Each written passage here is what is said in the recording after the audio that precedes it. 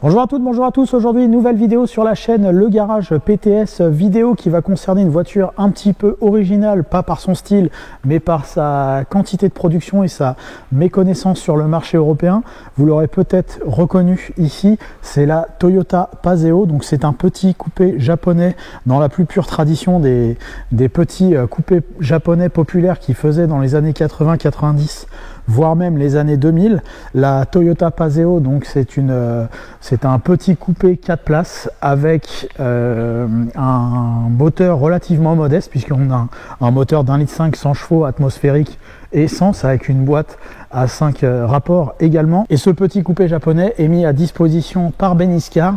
Beniscar, donc un partenaire habituel de la chaîne, qui ont l'habitude de nous proposer des petits véhicules Youngtimer. Et aujourd'hui, on a le privilège de tourner chez eux, donc on peut voir qu'ils ont des voitures de différentes catégories, mais toujours dans le plaisir. Donc vous retrouvez la description de cette petite Toyota si elle peut vous intéresser. Si vous êtes à la recherche d'un petit coupé original, n'hésitez pas. Donc puisqu'en plus la présentation de l'auto est plutôt plus que correcte, et vous allez voir juste après, l'intérieur est très original dans cette voiture. Pour en revenir à celle-ci, donc cette petite Toyota Paseo, donc je le disais tout à l'heure, c'est une voiture qui est dotée d'un petit 1,5 litre, donc c'est pas les versions coupées japonais les plus puissants, parce qu'ils ont été aussi amateurs de coupés avec des grosses motorisations de 200, 300, 400, 500 chevaux, etc. D'ailleurs, ils en font encore aujourd'hui, style à la Nissan GT-R parmi les plus connus dans les récentes. Mais Toyota était également un grand amateur, comme ses compatriotes Nissan et Honda, de coupés de cette catégorie-là. Et donc, ils ont décidé d'investir le marché européen dans cette phase 2 en 1996 avec ce coupé, peut-être en reprenant avec certainement dans l'idée que Honda marchait très bien avec entre autres sa Civic type EJ, qui elle était aussi un coupé populaire. Donc c'est des coupés avec des coffres, c'est pas des coupés avec haillons. On va le voir de suite. Donc on peut voir ici cette petite partie métallique qui permet de dégager l'ouverture du coffre. On va regarder tout à l'heure comment il est fait. La trappe à essence est du côté gauche. Donc la ligne générale de la voiture est très, on va dire, très classique, très anonyme. Même les feux, on a quelque chose de peu expressif. Les jantes, on n'a pas des grosses jantes, mais c'était des voitures qui étaient donc basées sur des bases de Toyota Starlet. La Starlet, c'est la citadine avant la Toyota Yaris, qui aujourd'hui est très connue dans nos contrées. Mais cette Paseo, donc, elle reprenait un peu le châssis très légèrement augmenté de cette Starlet, avec, je trouve moi pour le coup, un côté design classique banal, mais qui se rapprochait aussi d'un look assez américain. Moi, je sais pas, cette face avant me fait penser un peu à la Chevrolet Alero. Alors c'est vraiment des modèles très confidentiels chez nous, c'est pas des voitures très très connues, mais on peut voir que ce gros pare-choc prend place à l'avant et ça mange la calandre, la calandre où là vous avez le logo Toyota. Les feux, ils ont ce côté un peu en amande, un peu comme les Honda Civic contemporaines de la fin des années 90. Petite nervure sur le capot pour souligner un petit peu le design, mais vraiment pas trop. Et pareil sur le côté, on peut deviner ici une arête sur la ligne. Donc ça reste un dessin tout à fait conventionnel. Et c'est vrai que chez nous, quand en Europe on avait sorti la Mégane 1 coupé et l'Opel Tigra, on avait quelque chose de bien plus dynamique dans la ligne que cette voiture, et je pense que c'est ce qui a desservi entre autres sa carrière, c'est le fait d'avoir ce design assez basique sur les parties latérales et avant, alors que sur les parties arrière, on a quelque chose qui ressemble un peu plus à ce qu'était la Toyota Celica, puisque sur le marché européen, la Celica c'était l'ancienne Paseo, il me semble. Je crois qu'ils avaient arrêté la Celica le temps en Europe d'avoir cette éphémère carrière de Toyota Paseo. Donc on peut voir ces feux. Les versions S, comme ici présentes, ont le béquet arrière d'office sur ces Toyota, puisque vous aviez deux niveaux de finition. Vous aviez le niveau de finition, on va dire, de base, et puis la S qui a ajouté entre autres ce petit aileron arrière. Mais voilà, une ligne tout à fait conventionnelle, classique pour cette petite voiture, à l'exception près. J'allais oublier ce petit détail, c'est l'antenne de la voiture fixée sur le montant de pare-brise côté côté conducteur, donc ça apporte aussi une petite touche d'originalité de ce côté-là. Mais c'est vrai que c'est un dessin sans fioriture, hein, très classique, même au niveau du dessin des fenêtres, etc. On n'a pas été chercher dans le très original comme pourrait être une Tigra ou une Mégane coupée, mais on avait aussi, tout à l'heure je parlais de la Honda EG, la Civic EJ, pardon, mais on avait également chez nous en Europe la Ford Probe, hein, qui pouvait être comparée à cette voiture, voire la Ford Puma, en fonction des années. Donc tout ça, c'était des voitures qui étaient un peu plus originales et du coup qui ont eu certainement une carrière un peu supérieure en termes commercial. À l'intérieur de cette Paseo, donc malheureusement, normalement, on a quelque chose également de très japonais des années 90, c'est-à-dire quelque chose de très conventionnel. Mais heureusement, là, c'est une voiture Beniscar, donc c'est une voiture qui propose un petit cachet supplémentaire. Et on peut voir ce très joli cuir, ce très joli intérieur cuir marron qui a été posé par un sellier, par le précédent propriétaire. On peut voir que on a droit à un intérieur complètement en cuir, même les panneaux de porte. Donc ça apporte une touche du plus bel effet. C'est vrai que d'origine, on a des tissus gris très basiques, un peu comme le tableau de bord. Le tableau de bord est noir et très conventionnel, mais ces sièges en cuir, donc l'intérieur, c'est les sièges d'origine. Simplement, ils ont été rhabillés par du cuir de couleur marron, cuir plutôt de très belle qualité, donc ça fait plaisir. On peut voir aussi la banquette arrière, hein, du même acabit, et donc à l'intérieur on devine un dessin de tableau de bord également très conventionnel, hein, comme je le disais tout à l'heure. On avait vraiment une voiture très très simple. La seule originalité, on va dire esthétique, c'est ce compteur gradué à 200 km/h à fond blanc, donc un peu à la mode tuning des années 90, les fameux fonds de compteur blancs. Mais sinon, c'est vrai qu'on a quelque chose d'assez basique, hein. C'est plutôt bien construit. Il n'y a pas mais c'est sans fioriture, quoi. Ça pourrait être aussi bien dans une voiture plus bas de gamme ou au plus haut de gamme. Chez les Japonais, on a quelque chose d'assez équivalent à chaque fois en termes de tableau de bord. Que cette voiture, il y a rien qui choque, il n'y a pas grand chose à dire, hein, si ce n'est que l'équipement est plutôt riche pour un petit coupé comme ça des années 90, avec les deux airbags pour le conducteur et le passager. Avant, on a la climatisation.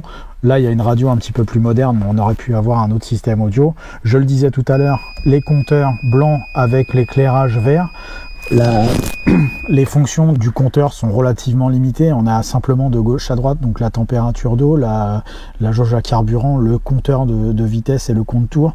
On peut voir que la zone rouge démarre à 5800 tours. C'est relativement faible pour un moteur japonais, mais on est sur un moteur japonais également classique, standard, et on a une horloge numérique. Donc l'équipement se résume à ça, mais c'est toujours plus qu'une Mégane de l'époque, hein. Une Mégane de l'époque, ça coûtait un poil plus cher, et il n'y avait pas la climatisation, et ce n'était qu'une voiture de 90 chevaux, alors que là on a la promesse de 100 chevaux, donc théoriquement une voiture un petit peu plus vive. Mais ça, on va voir ça dans quelques minutes, une fois qu'on aura pris le volant de cette voiture. À part ça, le siège est plutôt correct. J'ai une meilleure impression dans cette voiture à l'intérieur quand je m'assois que la Mégane 1 coupée, que j'ai essayé il y a quelques temps en 1.6 90 chevaux, qui avait elle aussi le cuir. Le dessin du siège était un peu tortueux sur la Mégane 1. Là, c'est un siège beaucoup plus classique, beaucoup plus basique. Alors, il a rien d'exceptionnel. Il est ni baquet ni très long. On n'a pas des sièges Recaro, malheureusement. On a des sièges assez basiques. Ils sont sans grande qualité particulière. Ils sont pas non plus horribles. Voilà, on a quelque chose de très très classique. Tout comme le volant qui n'est malheureusement pas réglable en hauteur ni en profondeur. Je n'ai pas de poignée, non, je vérifie, je n'ai pas de poignée de réglage, c'est bien ce qui me semblait dans mes anciens souvenirs. On a par contre les vitres et les rétroviseurs qui sont électriques, donc ça on peut régler. Pareil, c'est pas forcément systématique sur les coupés européens. On a un équipement qui est riche. Par contre, c'est vrai qu'on a une sellerie qui est belle à l'œil et qui est correcte dans son maintien, mais sans être exceptionnel. On va pas se mentir non plus. Mais on est sur un coupé basique également, donc c'est aussi, on va dire que c'est aussi normal. Autre économie, on va dire esthétique, hein, contrairement au Z3 qu'on peut voir au fond du plan qui a occupé la chaîne il y a quelques temps. Maintenant, on peut voir que le montant de porte est d'office, donc on a une porte classique Ça, c'est signe d'économie sur un coupé. On n'a pas une vitre sans montant avec une remontée automatique comme la Z3 ou la 406 coupé. On a un coupé plus basique qui était plus économique, comme la Mégane par exemple. Et donc, une fois que la porte se ferme dans cette voiture, porte qui est relativement longue, mais pas non plus extraordinairement longue. Donc, en termes de stationnement en ville, on peut... on n'est pas empêché par une très grande porte. Des fois, quand on a des coupés, on a des portes qui sont extrêmement longues et du coup, on peut taper chez le voisin ou pour sortir d'un parking, ça peut être un peu compliqué. Là, on a une porte classique. Par contre, le panneau de porte, il est suffisamment long et la coudoir est suffisamment long pour avoir le bras bien reposé. Donc ça, c'est bien. La poignée est également bien accessible. La rétrovision est également bonne. On peut constater ici que mon genou a toute place pour se sentir tranquille. Donc en termes d'espace à bord, je me sens pas coincé, je me sens pas engoncé, ce qui est le cas parfois de couper avec les dessins plus tortueux, hein, comme la Mégane. Je vais souvent revenir sur cette voiture, la Mégane 1 coupé. Quand vous vous installez à bord, vous sentez très à l'étroit, très refermé. C'est pas du tout le cas de cette Toyota où on a un peu plus de sensation de liberté. Là, en termes de sensation d'espace, on a vraiment l'équivalent d'une Civic par exemple. J'ai vraiment cette sensation là, cette approche là avec cette voiture, une sensation malgré tout d'un espace tout à fait honnête et correct, et je pense qu'on peut avaler quelques kilomètres avec cette voiture. Mais encore une fois, je vais pas vous mentir, je l'ai jamais conduite pour le moment en tout cas, donc peut-être que le niveau sonore etc est catastrophique et que à la conduite c'est pas terrible, on va le savoir tout de suite. Mais là en tout cas, bon, j'ai affaire à quelque chose où je me sens pas à l'étroit, ce qui est le cas des fois dans des coupés. Là je suis bien, donc on a une belle qualité de fabrication, on a de la place pour les jambes, on respire, on a une visibilité qui est pareil, pas ridicule du tout pour un coupé. Là la porte est ouverte, mais vous avez compris, vous devinez l'ensemble. Et la surface vitrée arrière est très importante. On peut voir qu'on a des haut-parleurs sur la plage arrière et pas d'appui-tête, donc belle surface vitrée. Certaines ont le toit ouvrant, celle-ci ne l'a pas malheureusement. Autre originalité toute japonaise, l'ouverture du coffre se fait via une poignée extérieure. Et donc comme je le disais tout à l'heure, c'est simplement donc le capot arrière qui s'ouvre et qui laisse deviner un coffre, on va dire très tortueux, pas très profond. Donc on peut mettre une valise, on va dire, dans ce coffre là. Il va être relativement large dans les extrêmes, mais il sera pas très logeable. Malgré tout, l'ouverture entre les deux feux permet de passer un bagage, éventuellement des skis si on ouvre la trappe, puisque la banquette n'est pas vraiment rabattable, c'est juste une sorte de trappe à ski qui est logée au fond de celui-ci. Donc l'accès à l'arrière de cette voiture se fait en actionnant la poignée de réglage ici. Là on peut voir que le siège avance un petit peu. On a un dégagement relativement faible pour accéder. Je passe côté passager, comme ça je ne touche pas à mon réglage de siège pour prendre les mesures. Et pour avoir la même sensation, le cuir est très glissant. Et par contre, bon là c'est compliqué, j'ai le toit qui touche la vitre arrière. Je suis prêt à cuire. Je suis prêt à cuire dans ma Toyota. Je suis pas très grand, hein. Et là, quand je suis au milieu ici, c'est encore plus. Le cuir est très glissant, comme je le disais. J'ai la tête vraiment dans la vitre. Et donc, pour voyager, idéalement, il faut que je sois comme ça. Donc, c'est un peu galère. Je vais pas rester 2 heures comme ça. La disposition pour les jambes est pas dramatique. C'est mieux qu'une Mégane 1 coupé, mais franchement là le coup c'est galère. Donc c'est vraiment pour soit un bagage, soit pour des gens de toute petite taille, des enfants, etc. Mais un adulte, si vous l'aimez pas, vous le mettez là, il va kiffer un petit week-end en Normandie en partant de Paris. Il va kiffer son trajet, il sera pas déçu de ce côté-là. Non, c'est plutôt pour 2 personnes. La longueur aux jambes est pas si ridicule, hein, on a 48 cm. Et la largeur disponible se situe à 1,37 m. La longueur de coffre, par contre, là c'est pareil, ça va pas être triste, 59. Et la largeur, c'est un peu difficile parce que rien n'est droit dans ce coffre. On va dire que la largeur moyenne, c'est à peu près 90 cm. Voilà, une fois que la mise au point.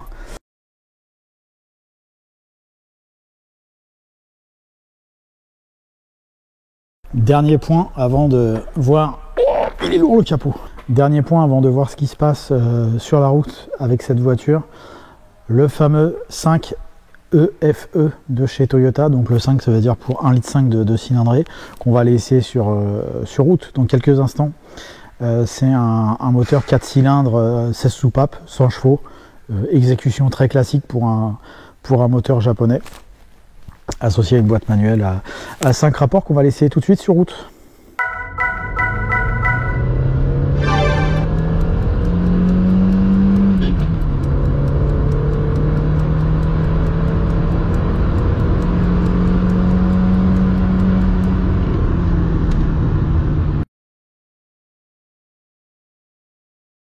Nous voici donc au volant de la Toyota Paseo.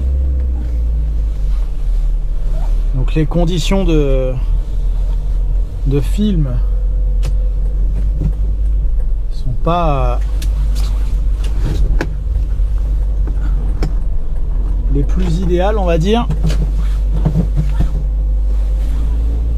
pour différentes raisons.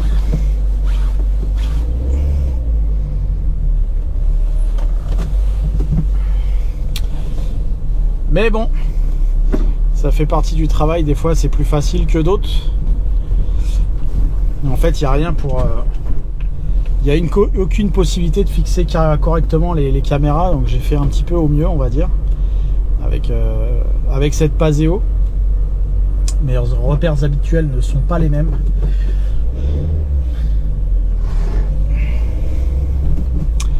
Ce qui n'empêche que on va revenir à la voiture. Et que celle-ci nous offre, comme je le pensais tout à l'heure, un confort au niveau des sièges qui n'est pas optimal, on va dire. C'est pas non plus catastrophique, hein. Mais bon, ils sont assez glissants en plus avec ce cuir. Le moteur est sonore, mais juste ce qu'il faut. Pas désagréable, mais on a un petit feulement à l'accélération, un petit bruit à la mise en route, mais rien d'extrêmement préoccupant à mon avis.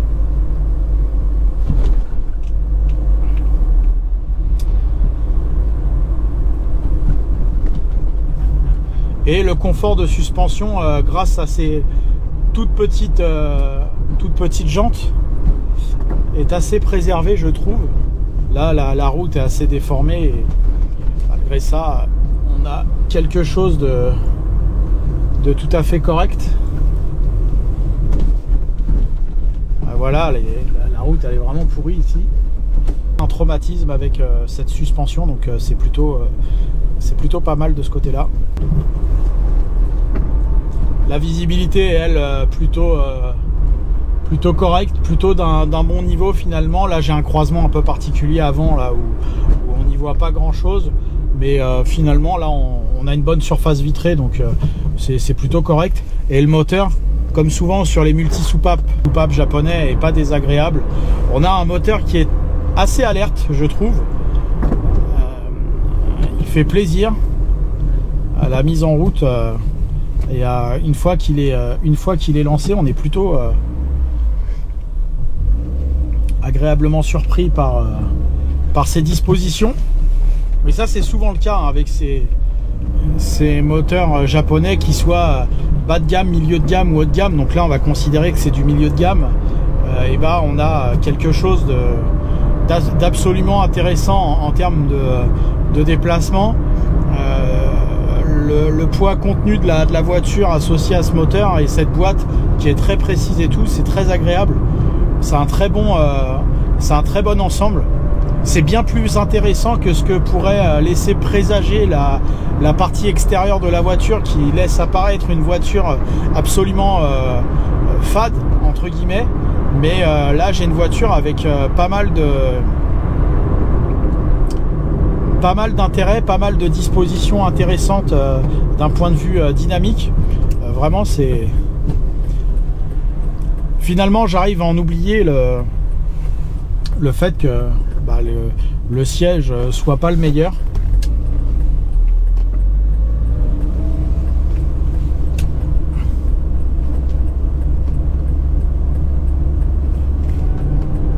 Alors évidemment, on n'a pas une voiture hyper performante, hein. On va pas battre des records en termes d'accélération ni de reprise avec cette mécanique, mais c'est l'agrément qui dispose.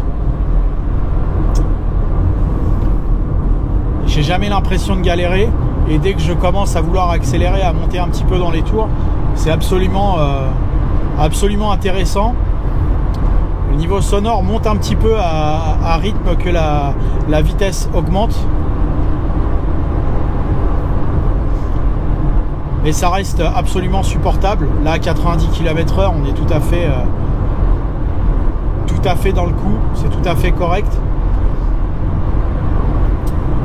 Il n'y a pas trop de roulis avec cette voiture. Les petits trous, pareil, auraient pu laisser penser qu'on allait avoir une voiture un peu plongeante et tout, mais finalement le rapport entre le confort de suspension et la disposition de la tenue de route est bien faite, bien calibrée. Il y a des voitures parfois comme ça qui payent vraiment pas de mine, et puis qui finalement à la fin se révèlent tout à fait intéressantes à mener et à conduire.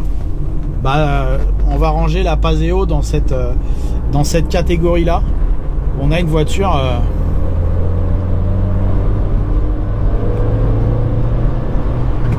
qui par contre a l'air un poil feignante au régime, hein. On sent qu'après on n'a qu'un petit 1,5 litre sous le capot, mais à l'utilisation normale, c'est comme je l'ai comparé du départ avec cette voiture, c'est bien plus intéressant qu'une 1,6 litre de chez Renault en Mégane coupé. Donc d'ores et déjà je peux dire que si on enlève le côté esthétique qui peut jouer à beaucoup de points sur une voiture coupée comme celle-ci, qui reste une voiture plaisir, si j'enlève la partie esthétique, très franchement la Paseo est une voiture nettement meilleure que la Mégane 1 coupé. J'ai pas de souvenir en Tigra ni en Ford Probe, donc je vais pas pouvoir juger de ce côté là, mais en tout cas Mégane 1 coupé, pour moi c'est inférieur à cette qui est une référence que j'arrive à facilement déterminer dans ses qualités et ses défauts. J'ai encore pas mal de souvenirs avec ça. La Paseo est mieux, sans aucun doute. Je préfère rouler dans cette Paseo que dans la Mégane 1 coupé. Donc ça c'est évident. Après la fiabilité évidemment toute japonaise de cette voiture, malgré que visiblement il faut quand même faire attention à un potentiel problème de refroidissement sur ces modèles là. Bon là on n'a pas du tout ce problème là, mais il faut être assez prévenant de ce côté là. Il y a eu quelques cas malgré tout, mais ça reste anecdotique de ce côté là. Donc on a une fiabilité de bon niveau, qui est aussi le cas d'ailleurs sur la Mégane coupé, hein, sans problème. On a un moteur qui est assez alerte, pas dans les tours mais à l'utilisation normale.